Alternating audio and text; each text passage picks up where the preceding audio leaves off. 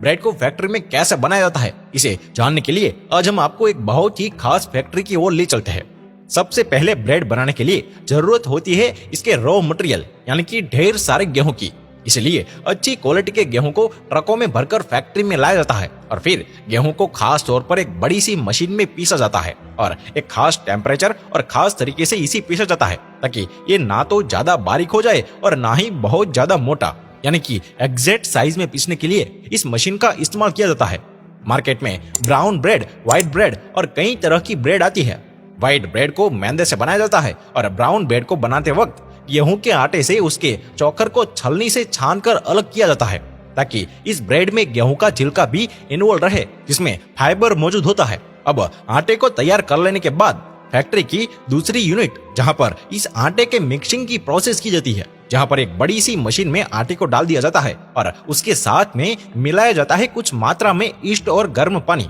और ईस्ट को मिलाने के कुछ देर तक इसे ऐसे ही छोड़ दिया जाता है ताकि इसमें फर्मेंटेशन हो सके। फर्मेंटेशन हो जाने के बाद इसमें नमक और शक्कर भी मिलाया जाता है और मिक्सिंग मशीन में काफी देर तक इसको मिक्स किया जाता है और अच्छे से मिक्स हो जाने के बाद अब बड़ी सी मशीन के दूसरे हिस्से से गूंदे हुए आटे को बाहर निकाल लिया जाता है और बड़े से कंटेनर में गूंदे हुए आटे को कलेक्ट कर लिया जाता है और अब इस आटे को भेजा जाता है डो मेकिंग मशीन की ओर, जहां पर इस गूंदे हुए आटे से गोल गोल आकार के डो यानी कि लोई बनाए जाते हैं और ये मशीन गोल गोल आकार डो को सही से और सटीक वजन के डो बना देती है और डो बन जाने के बाद ये डो कन्वेयर बेल्ट पर जाने से पहले इन पर मशीन से ही सूखा हुआ आटा लगा दिया जाता है ताकि ये कन्वेयर बेल्ट पर चिपके ना। और अब कन्वेयर बेल्ट पर ये आगे बढ़ते हैं और वहां आगे एक मशीन लगी हुई होती है और ये मशीन देखती है कि ये डो का वजन कम है और सही साइज में नहीं है तो यही इसे कन्वेयर बेल्ट से बाहर कर देती है और कन्वेयर बेल्ट से थोड़ा आगे बढ़ते हैं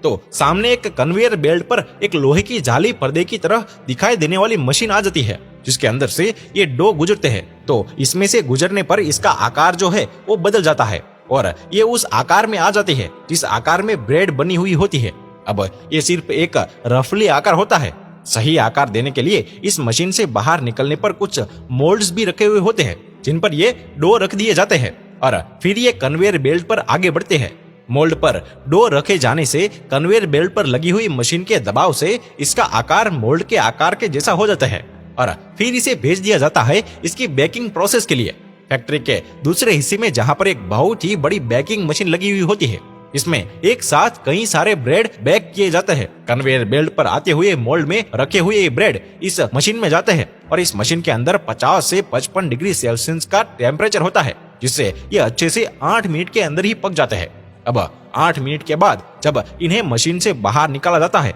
तो ये काफी गर्म होते हैं और गर्म होने की वजह से इसका आकार कहीं बिगड़ ना जाए इसके लिए थोड़ा सा कन्वेयर बेल्ट पर इधर से उधर प्लेटफॉर्म पर घुमाकर ठंडा होने के लिए 20 मिनट के लिए छोड़ दिया जाता है जिससे थोड़ी देर में ठंडे हो जाते हैं। ठंडा हो जाने के बाद अब बारी आती है इन ब्रेड्स की कटिंग की, क्योंकि अभी जो ब्रेड तैयार है वो बिल्कुल एक बड़े से ईंट के आकार के दिखते हैं जिसे अभी खाया तो नहीं जा सकता है। अब इन ब्रेड की स्लाइसिंग को तैयार किया जाता है और आगे बढ़ते हुए इन्हें एक मशीन की ओर ले जाया जाता है जहां पर ये कुछ ही समय में स्लाइसिंग के आकार में कट हो जाती है और इस मशीन से बाहर निकलने पर फाइनली ब्रेड हो जाती है तैयार।